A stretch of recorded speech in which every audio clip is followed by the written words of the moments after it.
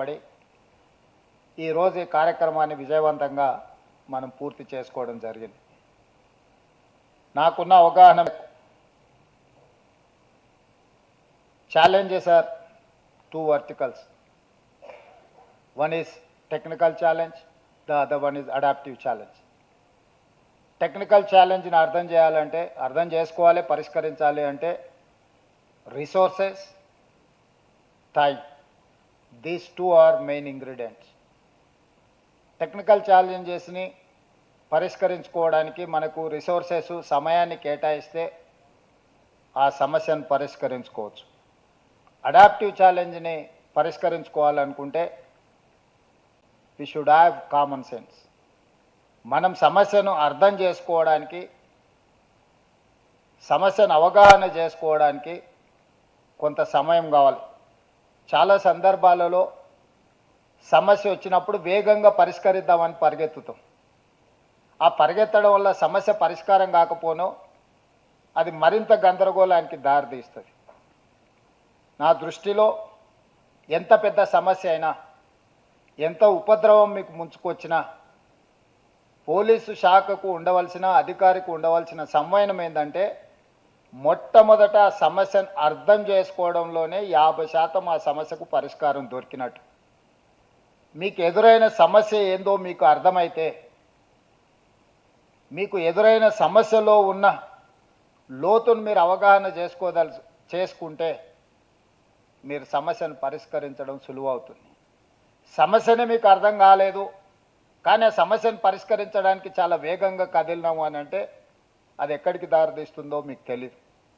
అందుకే ఈరోజు మీరు వివిధ అంశాలకు సంబంధించి 6 వర్టికల్స్ కింద సైబర్ క్రైమ్ కావచ్చు, నార్కోటిక్స్ కావచ్చు, ట్రాఫిక్ కావచ్చు, రిక్రూట్మెంట్ కావచ్చు, ఫైనాన్షియల్ ఇష్యూస్ కావచ్చు, మీ స్టాఫ్ ప్యాటర్న్ కావచ్చు, వీటన్నిటికీ సంబంధించి మీరు కొన్ని గ్రూపులుగా అధికారులు దాదాపుగా 245 మంది అధికారులు ఈ సమావేశ మందిరంలో ఉన్నారు.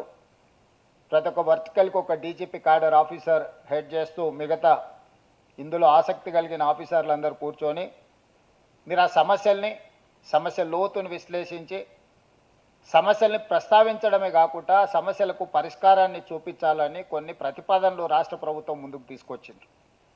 ఈ సమస్యల పట్ల, రాష్ట్రం ఎదుర్కొంటున్న సమస్యల పట్ల, ముఖ్యంగా ఏ రాష్ట్రమైనా ఏ దేశమైనా అభివృద్ధి జరగాలి అంటే మొట్టమొదట రాష్ట్రంలో, ఆ ప్రాంతంలో శాంతి భద్రతలు బలంగా ఉండాలి. శాంతి భద్రతలు లేని గ్రామమైనా, పట్టణమైనా, రాష్ట్రమైనా, నగరమైనా ఎవరు పెట్టుబడులు పెట్టడానికి కానీ, ఎవరు ఇతర ప్రాంతాల నుంచి వ్యాపారాలను నిర్వహించడానికి రారు. ఈరోజు ప్రపంచ దేశాల్లో మీరు ఎక్కడైనా చూడండి, లా అండ్ ఆర్డర్ కంట్రోల్ చేయగలిగిన రాష్ట్రాలలోనే పరిశ్రమలు రావడం, ఆ పరిశ్రమలలో ఉత్పత్తి ప్రారంభించడం, ఆ తర్వాత రాష్ట్రం యొక్క ఆర్థిక పరిస్థితులు మెరుగుపడడం మనం చూస్తున్నాం. ఈరోజు హైదరాబాద్లో కోర్ అర్బన్ రీజియన్ మనం ఒక పాలసీ డాక్యుమెంట్ చేసుకున్నాం. తెలంగాణ రాష్ట్ర ప్రభుత్వం 2 సంవత్సరాల క్రితం ఏర్పడిన తర్వాత పాలసీస్ లేకుండా మనం పరిపాలన చేస్తే పాలసీ పెరాలసిస్ వస్తుంది. I don't want to take that risk. That is why I have decided to take a policy. That is what Telangana rising 2047. Now we have decided to reach 2047 $3 trillion economy. My target is 2034 is $1 trillion economy. By 2047 $3 trillion economy. ఈ రోజు దేశ జనాభాలో 2.5% మనం ఉన్నాం. కానీ ఈ దేశ జీడిపిలో 5% మనం ఈరోజు కంట్రిబ్యూట్ చేస్తున్నాం. కానీ రాబోయే 22 సంవత్సరాలలో 2047కి ఈ దేశం 100 సంవత్సరాల స్వతంత్ర ఉత్సవాలను మనం జరుపుకోబోతున్నాం. ఆ సమయానికి ఈ దేశంలోనే తెలంగాణ రాష్ట్రం అత్యంత అభివృద్ధి చెందిన రాష్ట్రంగా, సాంకేతిక పరంగా ప్రపంచాన్నే ఛాలెంజ్ చేసే విధంగా తెలంగాణ రాష్ట్రాన్ని ముందుకు తీసుకువెళ్ళాలి అని చెప్పి మన రాష్ట్ర ప్రభుత్వం భావిస్తున్నది. అందుకే ఈరోజు గ్లోబల్ సమ్మిట్ ఆర్గనైజ్ చేసి గ్లోబల్ సమ్మిట్లో దాదాపుగా 60 నుంచి 70 దేశాలకు సంబంధించిన ప్రతినిధులు, గ్లోబ్ 500 కంపెనీస్లో దాదాపుగా 100+ కంపెనీస్ మన గ్లోబల్ సమ్మిట్లో పార్టిసిపేట్ చేయడం జరిగింది. చాలా కంపెనీలు మనతో MOU చేయడం జరిగింది. ఈరోజు మనం పెట్టుబడులను ఆకర్షించడానికి, ఈరోజు మన రాష్ట్రాన్ని అభివృద్ధి పదం వైపు నడిపించడానికి, పర్టికులర్గా outer ring road inside 2100 square kilometers. This is called core urban region economy, called CURE. We wanted to cure this area. ఈ రోజు దేశంలో ఉన్న ప్రధానమైన నగరాలు ఢిల్లీ, ముంబై, బెంగళూరు, చెన్నై, కల్కట్టా. ఢిల్లీ అత్యంత కాలుష్యాన్ని ఎదుర్కొంటున్న నగరం, దేశ రాజధాని, political capital, parliament is there, supreme court is there, all other institutions are there, but everything is shut down. Schools నుంచి మొదలు పెడితే పార్లమెంట్ వరకు ఢిల్లీలో సెలవులు ప్రకటించే పరిస్థితి వచ్చింది. అత్యంత కాలుష్యమైన నగరం ఈ దేశంలోనే కాదు ప్రపంచంలోనే ఢిల్లీ నగరానికి గుర్తింపు వచ్చిన పరిస్థితి వచ్చింది అనంటే ప్రభుత్వాల యొక్క ఆలోచన విధానంలో లోపం ఉండడం వల్ల ఈరోజు ఢిల్లీ నగరం నివసించడానికి యోగ్యం కాని నగరంగా మారుతుంది. అదేవిధంగా బెంగళూరు, మీరు ఒకసారి బెంగళూరును చూడండి, one of the beautiful metropolitan city. Traffic జామ్లు, హెజార్డ్ డెవలప్మెంట్స్ రావడంతో బెంగళూరులో ఎయిర్పోర్ట్కి వెళ్ళాలంటే ఎప్పుడు ఇంట్లో నుంచి బయలుదేరాలనో తెలియని పరిస్థితి, ఎన్ని గంటలు రోడ్డు మీద మనం ఉంటామో మనకు తెలియని పరిస్థితి. అందుకే ఈరోజు ఐటీ ఇతర పరిశ్రమలు తెలంగాణ రాష్ట్రానికి తరలివస్తున్నాయి.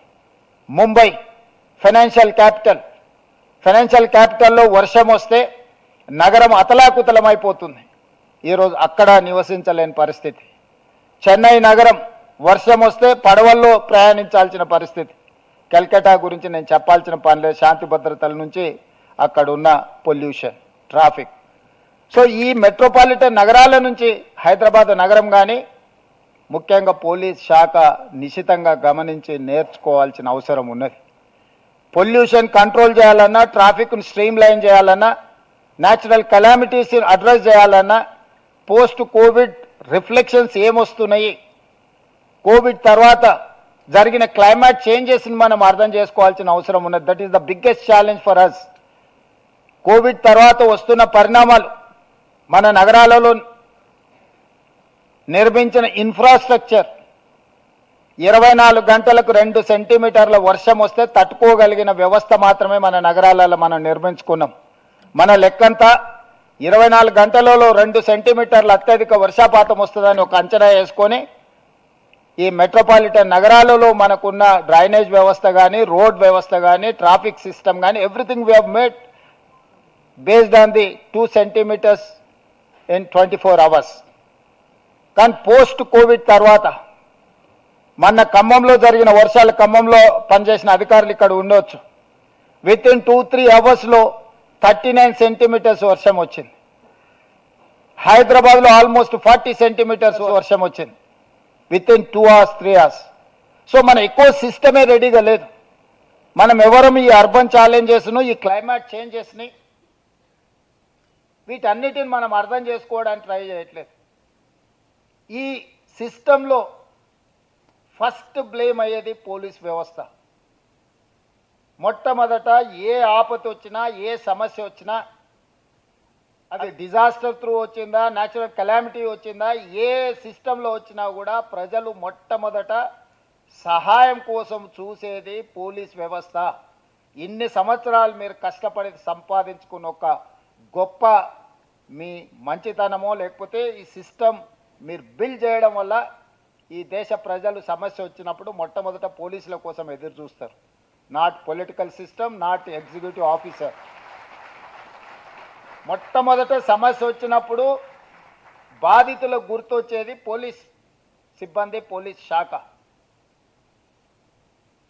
అట్లా మీరు గుర్తింపు తెచ్చుకున్న మీరు ఈరోజు నూతన సమస్యల్ని ఎదుర్కొంటున్నారు. ఒకప్పుడు మీకున్న సమస్య తీవ్రవాదం అయి ఉండొచ్చు. తీవ్రవాదాన్ని ఎదుర్కోవడానికి ఆక్టోపస్ తీసుకొచ్చిండ్రు, గ్రే హ్యాండ్స్ తీసుకొచ్చిండ్రు, ఎస్ఐబీలను తీసుకొచ్చిండ్రు, ఇతర వ్యవస్థలను తీసుకొచ్చిండ్రు. After 25-30 years, after 40 years you have achieved your goal more or less 98%, or we are going to reach 100%. అవినీతిని ఎదుర్కోవడానికి ఏసీబీ సిస్టంల ఫెయిల్యూర్ని రీచ్ చేయడానికి విజిలెన్స్ అండ్ ఎన్ఫోర్స్మెంట్, ఇతర రాష్ట్రాలలో నేరాలు జరిగినప్పుడు ఈ రాష్ట్రంలోనే, ఈ జిల్లాలు ఈ రాష్ట్రంలోనే కాదు పక్క రాష్ట్రాల్లో విచారణ చేయాలనుకున్నప్పుడు సిబిసిఐడి లాంటి వ్యవస్థల్ని మీరు ఏర్పాటు చేసుకున్నారు. ఈరోజు ఇవి సరిపోవడం లేదు. ఈరోజు ప్రపంచంలో జరిగిన మార్పులు, 40 సంవత్సరాల క్రితం కంప్యూటర్ అంటే మనకు పెద్దగా తెలియదు, మొబైల్ అంటే మనకు అందుబాటులో లేదు, వైఫై లాంటి టెక్నాలజీస్ మనం చూడలే. సో మనం పోలీస్ మాన్యువల్స్ రాసుకున్నప్పుడు మనకున్న ఛాలెంజెస్ బేసిస్ మీద మనము రాసుకున్నాం.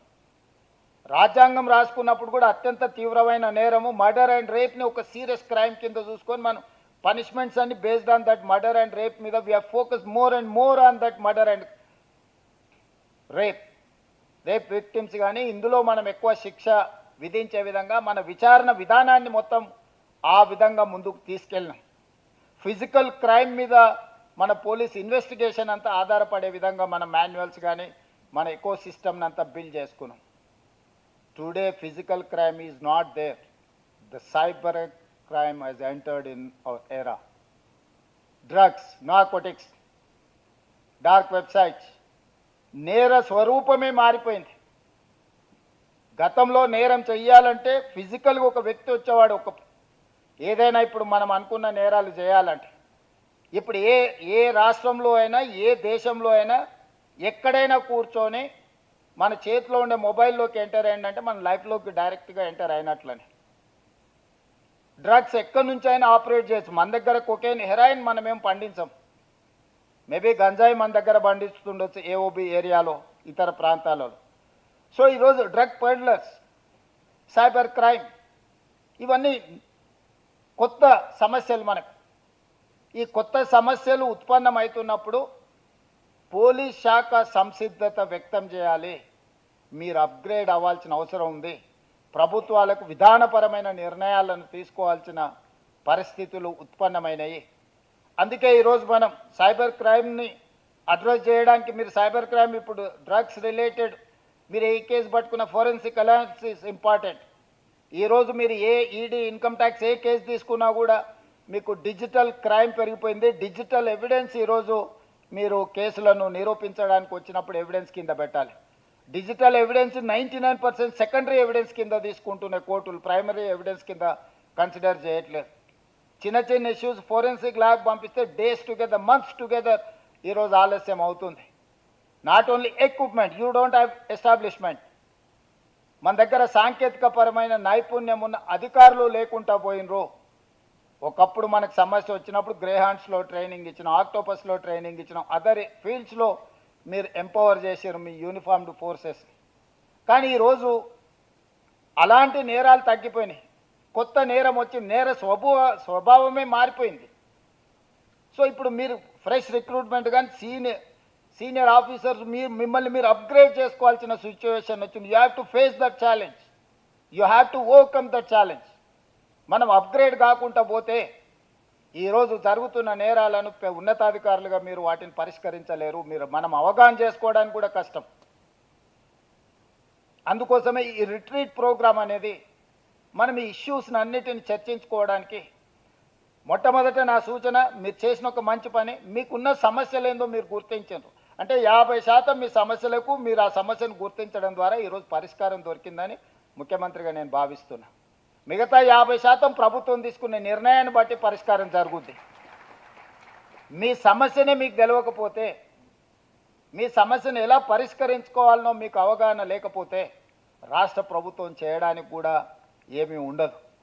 అందుకే ఈరోజు మీరు ఒక మంచి కార్యక్రమాన్ని తీసుకొని నార్కోటిక్స్లో కానీ సైబర్ క్రైమ్లో కానీ ఇతర అంశాల పట్ల మీరు ఏదైతే విశ్లేషించుకున్నారో దీన్ని లీగల్ ఫ్రేమ్వర్క్లోకి తీసుకురావాలంటే sometimes government of India is having some rules and regulations, state is having some other.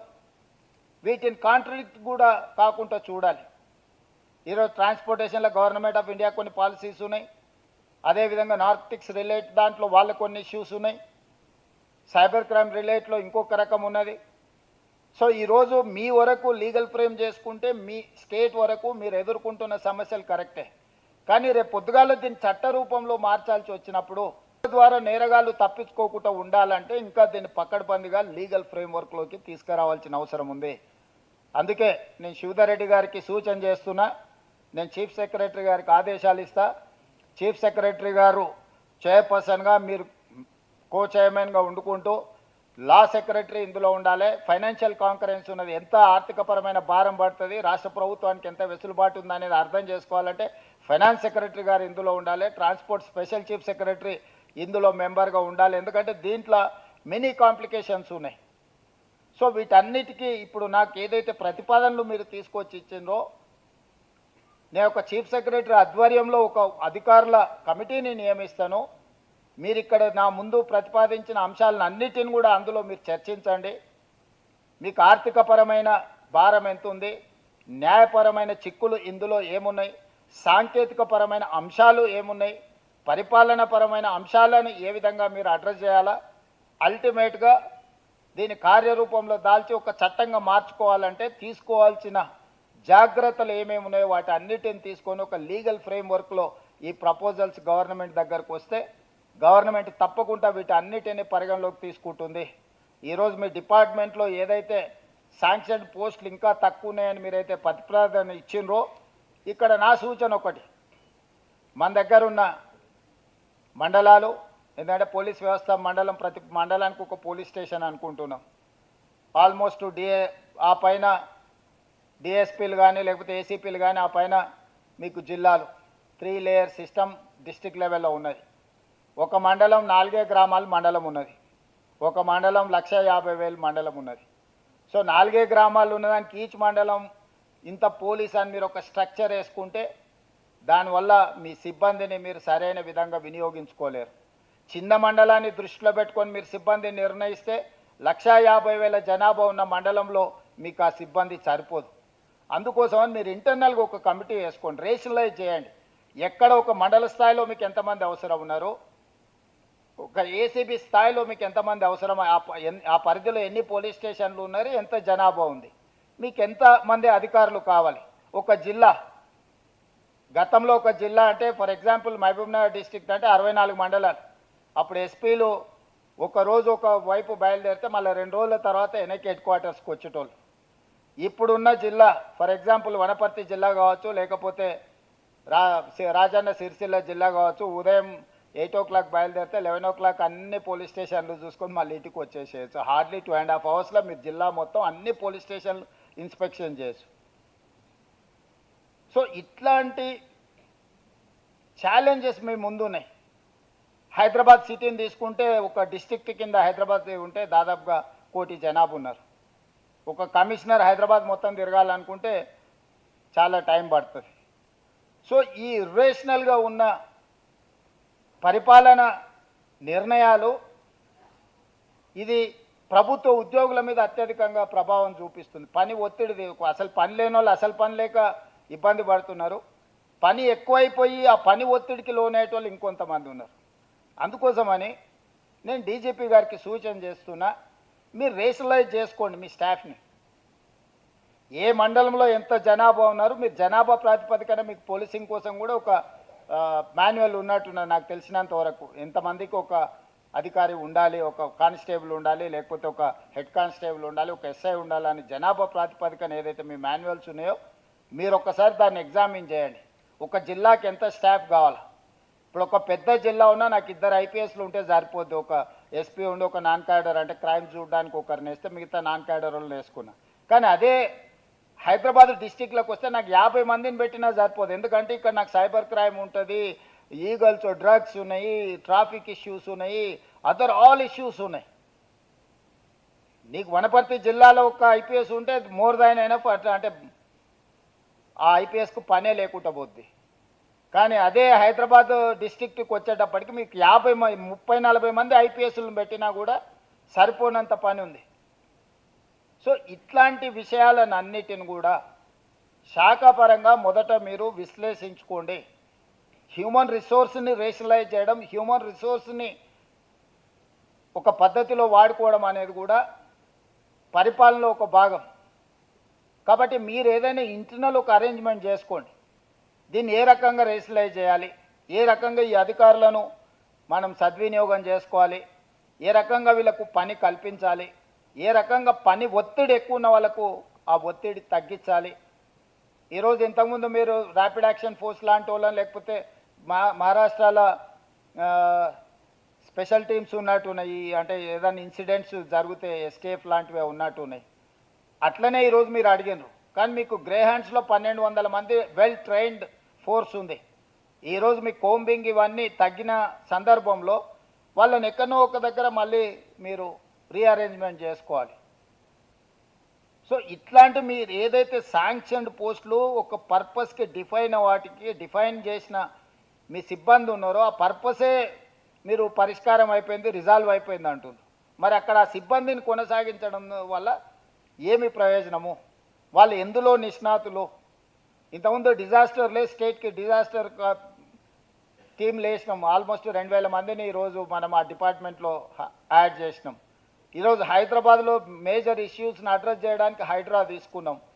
హైడ్రాలో almost ఈరోజు 3000 మంది సిబ్బంది పనిచేస్తున్నారు, ఒక ఐజీ కాడర్ ఆఫీసర్ ఉన్నాడు. సో సిటీలో ఉన్న లేక్ ఎంక్రోచ్మెంట్, నాలా encroachment, government parks encroachment, roads అంటే ఆపరేషన్ రోప్ అండ్ రోడ్ల మీద ఉన్న రోడ్లను ఎంకరేజ్ చేసి ఫుట్పాత్లను ఎంకరేజ్ చేసిన వాళ్ళని అన్నింటిని తొలగించడానికి కూడా ఈరోజు మనం ట్రాఫిక్లో ఒక వ్యవస్థ తీసుకొచ్చినాం. ఇంతకుముందు ట్రాఫిక్లో లూజ్ అండ్ అపాయింట్మెంట్స్ ఉండే, ఇప్పుడు స్ట్రక్చరల్గా మనం డిఐజీ క్యాడర్, ఆ తర్వాత ఎస్పీ క్యాడర్ స్ట్రక్చర్డ్గా ఈరోజు మనం హైదరాబాద్, సైబరాబాద్, మల్కాజ్గిరి కమిషనరేట్లల్లో పోలీస్ సిబ్బందిని రేషనలైజ్ చేసుకున్నాం, జోన్స్ను రేషనలైజ్ చేసుకున్నాం, కో టర్మినస్ చేసినాం. మున్సిపల్ని మిమ్మల్ని ఎగ్జాక్ట్గా మీ డీసీపీకి ఒక జోనల్ కమిషనర్, మున్సిపాలిటీకి ఎగ్జాక్ట్గా కో టర్మినస్ చేసినాం. ఇంతకుముందు కోఆర్డినేషనే ఉండేది కాదు. Next electricity department, GST department, all departments I want to do with co terminus. లేకపోతే మీకు ఒకరికొకరికి అధికారులకు సమన్వయమే లేకుండా పోయింది.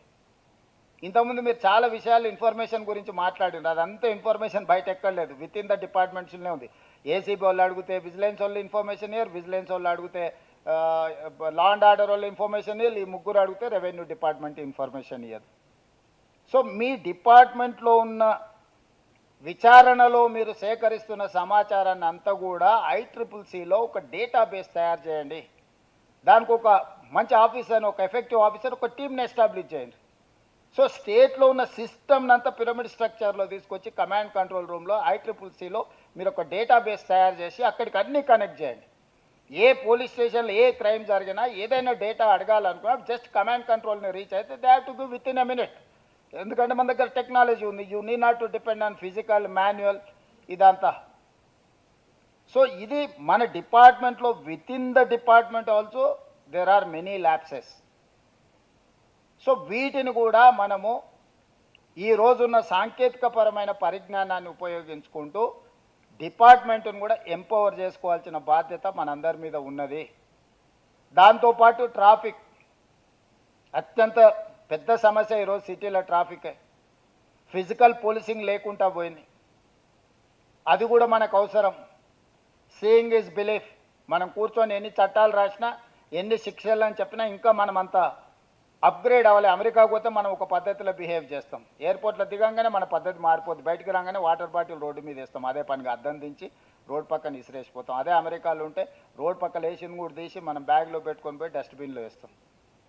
సో కల్చరల్ చేంజెస్ కూడా రావాల్సిన అవసరం ఉంది. ప్రజల బిహేవియర్ మారకుండా పోలీసింగ్ ఎంత చేసినా, ఎన్ని రకాలుగా మీరు చట్టాలు చేసినా it will take some time. ఒకప్పుడు కార్లకు బ్లాక్ టింట్ వేసుకున్నట్టు లోపల ఎవరున్నారో కనిపించి ఒక పీరియడ్ ఆఫ్ టైంలో మీరు అందరూ స్ట్రిక్ట్గా దాన్ని ఇంప్లిమెంట్ చేయడంతో ఇవాళ కారు కొనుక్కున్నవాడు కార్కు టింట్, గ్లాస్లకు టింట్ వేసుకుంటారని కూడా తెలియని పరిస్థితి వచ్చింది. ఒకప్పుడు డ్రంక్ అండ్ డ్రైవ్ ఇష్యూ లేదు, ఇప్పుడు డ్రంక్ అండ్ డ్రైవ్ ఇష్యూస్ కానీ ఇట్లాంటివి కొన్ని వచ్చినాయి. సో నా సూచన ఏంటంటే ఇక్కడ ఉన్న అధికారులకు స్టేట్ మొత్తం ఇక్కడనే ఉంది పోలీస్ డిపార్ట్మెంట్. సో ఈ రోజే స్వతంత్రం వస్తే ఈ రోజే పోలీస్ డిపార్ట్మెంట్ను ఒకవేళ ఏర్పాటు చేసుకుంటే రాబోయే 25 ఇయర్స్కి మనం ఎట్లా యాక్షన్ ప్లాన్ రెడీ చేసుకోవాలనుకుంటున్నామో మీరు దాన్ని ప్రిపేర్ చేయండి, దాని మీద మీరు డిస్కషన్ చేయండి. మీరు రిక్రూట్ చేసుకున్న దాంట్లో కూడా ఐటీ ప్రొఫెషనల్స్ ఉన్నారు చాలామంది. నేను ఐపీఎస్ కానీ గ్రూప్ 1లో రీసెంట్గా సెలెక్ట్ అయిన వాళ్ళు అందరి వాళ్ళ బ్యాక్గ్రౌండ్ చూసిన. Most of them are well qualified and technically sound. అతనికి ఎందులో నైపుణ్యం ఉందో అతన్ని వీలైనంత మేరకు అక్కడ ప్లే చేయండి. దానివల్ల ఏమవుతుందంటే అతన్ని ఎంపవర్ చేయడానికి ఉంటుంది. అవసరమైతే అతన్ని ఇంకా ఫర్దర్ కోర్స్ చదువుకోవడానికి డిపార్ట్మెంట్ సపోర్ట్ చేయండి, డిపార్ట్మెంటల్ స్టడీ లీవ్ ఇవ్వండి, వాళ్ళని అప్గ్రేడ్ చేయండి. రీసెంట్గా మనం హార్వర్డ్ యూనివర్సిటీతో కూడా మరి చెన్నారెడ్డి నుంచి ఒక ఎంఓయూ చేసినాం. హార్వర్డ్ యూనివర్సిటీని మీరు ఎవరినో ఒకరినో ఇద్దరిని హార్వర్డ్కి పంపించడం కదా. Harvard university is going to come to Hyderabad. They are going to teach in మరి చెన్నార్ ఎంసీహెచ్ఆర్డీలో. వాళ్ళే స్వయంగా చెప్పి సర్టిఫికేట్ కోర్స్ కానీ వాళ్ళు ఇక్కడ ఉన్న మన వాళ్ళని ఎంపవర్ చేయడానికి వాళ్ళతో ఒక ఎంఓయూ చేసుకున్నాం. వితిన్ ఫ్యూ మంత్స్ అది అమలు జరగబోతుంది. అందుకోసం నా సూచన ఏంటంటే ఎప్పటికప్పుడు మనము ఉద్యోగం వచ్చిందని రిలాక్స్ అయ్యి ఆటో మోడ్లకు పోయినామంటే మనం సమాజానికి నష్టం చేసిన వాళ్ళే. ఇతర శాఖల వాళ్ళు ఆటో మోడ్లకు పోయినా నష్టం లేదు, కానీ పోలీస్ డిపార్ట్మెంట్ మాత్రం ఆటో మోడ్ ఆటో ప్రమోషన్ అనేది ఎక్స్పెక్ట్ చేయకండి. ఆ లేట్ బ్యాక్ యాటిట్యూడ్ కూడా సమాజానికి తీవ్రమైన నష్టాన్ని చేస్తుంది. ఈరోజు ఈ సిటీ మన మొత్తం ఆదాయం ఈ కోర్ అర్బన్ రీజియన్లో 60% ఉందనంటే ఇక్కడ అన్ని రకాలుగా మీరు శాంతి భద్రతలను కాపాడుతున్నారు కాబట్టి అన్ని కార్పొరేట్ కంపెనీస్ ఈరోజు మనం చూడగలుగుతున్నాం. దారింబట్టి వెళ్తే కనిపించే ప్రతి కంపెనీ ఈరోజు వాళ్ళకు సేఫ్గా ఫీల్ అవుతుంది. ఏదైనా ఒక దేశాన్ని మనం పర్యటించడానికి, ఒక దేశంలో వ్యాపారం చేయడానికి పోతే ఫస్ట్ మనం ఫిజికల్గా సేఫ్ ఉన్నామా లేదా, తర్వాత ఇన్వెస్ట్మెంట్ సేఫ్గా ఉందా లేదా, తర్వాత ఇన్వెస్ట్మెంట్కు ప్రాఫిట్ వస్తుందా లేదా అని ఈ 3 ఫండమెంటల్స్ చూసుకుంటాం. ఈ 3 ఫండమెంటల్స్లో మీరు time and again police department పాత్ర ఉన్నది కాబట్టి ఈరోజు తెలంగాణ రాష్ట్రం దేశంలోనే ఒక మెరుగైన రాష్ట్రంగా గుర్తింపు పొందింది. కానీ ఇది సరిపోదు. మనం పెట్టుకున్న ఛాలెంజ్ ఇక్కడితో ఇది కాదు. మనం ఈరోజు పెట్టుకున్న టార్గెట్ 2034కి $1 ట్రిలియన్ ఎకానమీ రీచ్ అవ్వాలనుకుంటున్నాం. ఈరోజు $200 బిలియన్ ఎకానమీ మనం. సో ఈ టార్గెట్ను రీచ్ అవ్వాలి అని అంటే మనం అన్ని రకాలుగా మనం సంసిద్ధత వ్యక్తం చేయాలి. మనం అందరం కూడా ప్రిపేర్ అవ్వాలి. డిపార్ట్మెంట్ను ఎంపవర్ చేయడానికి బడ్జెట్ ఇవ్వడానికి నాకు ఎలాంటి ఇబ్బంది లేదు, ప్రొవైడెడ్ నేను ఇచ్చే నిధులు సద్వినియోగం జరుగుతున్నాయన్న నమ్మకం కలిగించాల్సిన బాధ్యత మీ మీద ఉంది. లావిష్గా స్పెండ్ చేసేంత లగ్జరీ మన దగ్గర లేదు. ఫ్రాంక్లీ స్పీకింగ్ మీకు అందరికీ తెలుసు, స్టేట్కు ఉన్న డెప్ట్స్ కానీ ఉన్న పరిస్థితులు కానీ, ప్లస్ నేను పెట్టుకున్న వెల్ఫేర్ కమిట్మెంట్స్ ఇంకా బరువైనవి. సో వీటన్నిటినీ సమన్వయం చేసుకుంటూనే మీకు నిధులు ఇవ్వాలి అంటే మీకు ఇచ్చే నిధులు సద్వినియోగం జరుగుతాయని ఒక నమ్మకం, విశ్వాసం. దీన్ని చట్ట రూపంలో కూడా మీరు మార్చుకోవాలి. అట్లా మార్చుకున్నప్పుడు తప్పకుండా మీకు అనుమతులు వస్తాయి, మీకు నిధులు వస్తాయి, మీకు చట్టంలో రక్షణ కల్పించబడుతుంది. ఎవరైతే అధికారులు, నాకు తెలిసి 90% ఇక్కడ ఉన్న అధికారులు ఎవరికి 2 సంవత్సరాలు ఎవరు పైరవి చేసిన వాళ్ళు కానీ ఎవరు పోస్టింగ్ ఏడొస్తుందో టీవీలోనే చూసుకొని ఉంటారు తప్ప ముందుగాల పలానా అధికారికి పలానా పోస్టింగ్ వస్తుందని నాకు తెలిసి పోస్టింగ్లు వేసేటప్పుడు మాట్లాడిన శ్రీధర్ రెడ్డి గారికి నాకు చీఫ్ సెక్రటరీ గారికి తెలిసి ఉండొచ్చు తప్ప ఈవెన్ పొలిటికల్ ఎగ్జిక్యూటివ్స్ కానీ ఎగ్జిక్యూటివ్ ఆఫీసర్స్ కానీ ఎవరికి తెలియదు. నేను 3 కేటగిరీస్ కింద ప్రొఫైల్ బిల్డ్ చేసి పెట్టుకున్న మీ ఆఫీసర్లు అందరు, A category, B category, C category. నేను ఇంకా ఎక్కువ వాళ్ళ గురించి ఆలోచన చేయాల్సిన పని లేదు. నాకు ఆ పేరు చెప్తే ఆటోమేటిక్గా అతను ఏ కేటగిరీలో ఉన్నాడో నాకు తెలుస్తుంది. నేను ఎస్పీ వేయాలనుకున్నప్పుడు ఎవరిని వేయాలా, నెక్స్ట్ లెవెల్ ఆఫీస్ మేనేజ్మెంట్లో ఎవరిని వేయాలా, ఖాళీగా ఎవరిని కూర్చోబెట్టాలని 3 కేటగిరీస్ కింద నేను ఆల్రెడీ డిఫైన్ చేసి పెట్టుకున్నాను. I may be wrong, I may be right, but I have a data. మీకు కూడా నేను చెప్పేది ఏంటంటే డేటా లేకుండా, డేటాని ఎనాలిసిస్ చేయకుండా మీ టార్గెట్స్ను మీరు పెట్టుకోలేరు, మీ టార్గెట్స్ను మీరు రీచ్ అవ్వలేరు. మీరు డిఫైన్ చేసుకోండి మీకు ఇచ్చిన జాబ్ని, మీ సమస్య ఏందో అర్థం చేసుకోండి. దానికోసం మీ అన్లెస్ అంటిల్ డేటా మీ దగ్గర ఉంటే తప్ప మీరు టార్గెట్ని పెట్టుకోలేరు. టార్గెట్ని పెట్టుకోకపోతే మీకు నాకు ఇద్దరికి అర్థం కాదు. ఇప్పుడు నేను 100 మార్కులకు పరీక్ష రాస్తేనే అందులో నాకు 35 వస్తే పాస్ అయినా, లేదా 20 వచ్చినా 30 వచ్చినా నా గ్రేడ్ ఎక్కడుందో నాకు తెలుస్తుంది. నేను నా టార్గెటే 100 మార్కులకు పరీక్ష రాస్తున్నా, 1000 మార్కులకు పరీక్ష రాస్తున్నా నాకు తెలియకపోతే నాకు ఏ మార్కులు వచ్చినా కూడా నా ఏ ర్యాంకు నాకు తెలియదు. మీకు కూడా మీరు టార్గెట్ అనేది ఫిక్స్ చేసుకోకుండా మీరు ఏ ఎగ్జామ్ రాసినా కూడా there is no point, you don't get any rank. So మీరు ఎక్కడైతే మీ బెంచ్ మార్క్ డిసైడ్ చేసుకుంటున్నారు. ఆ బెంచ్ మార్క్లో మీరు ఎక్కడికి రీచ్ అయినారో మీకు తెలుస్తుంది. నేను వెరిఫై చేయాల్సిన పని లేదు. మీ సొంతానికైనా మీరు ఇక్కడ బెంచ్ మార్క్ పెట్టుకుంటే ఇక్కడికి వచ్చినా ఇక్కడి వరకు చేరినరా 100% రీచ్ అయినరా. ప్రతి డిపార్ట్మెంట్ను లీడ్ చేసే అధికారులకు ఆ కిందున్న వాళ్ళకు ఒక టార్గెట్ ఇవ్వండి. ఆ కిందున్న వాళ్ళకు వాళ్ళ సమస్యలు ఏంటో అర్థమయ్యేటట్టు చెప్పండి. ఆ సమస్యలను పరిష్కరించడానికి వాళ్ళకి అవకాశం ఇవ్వండి, కొంత స్పేస్ ఇవ్వండి. They have to understand. వాళ్ళని అర్థం చేసుకోవడానికి కొంత సమయం ఇవ్వకుండా మనం ఒత్తిడి చేసినామంటే ఆ గందరగోళంలో ఒకటి చేయడానికి ఇంకొకటి చేసే అవకాశం ఉంటుంది. ఎందుకంటే యూనిఫామ్డ్ ఫోర్స్లో వన్ సైడే ఉంటుంది. మన్ కీ బాత్ రేడియోలో వన్ సైడే వినాల్సి వస్తుంది. మనం వెనక్కి చెప్పడానికి ఏముండదు, మీకు తెలుసు కదా. పెద్దసారి మన్ కీ బాత్లో ఆయన చెప్పేదంతా మనం వినాల్సింది. మీరు కూడా అట్లా మన్ కీ బాత్ కిందోళ్ళకి చెప్పేది కాబట్టి కింది నుంచి కూడా పుష్ అండ్ పుల్ పెట్టుకుంటే దానివల్ల మీకు ఉపయోగం ఉంటుంది.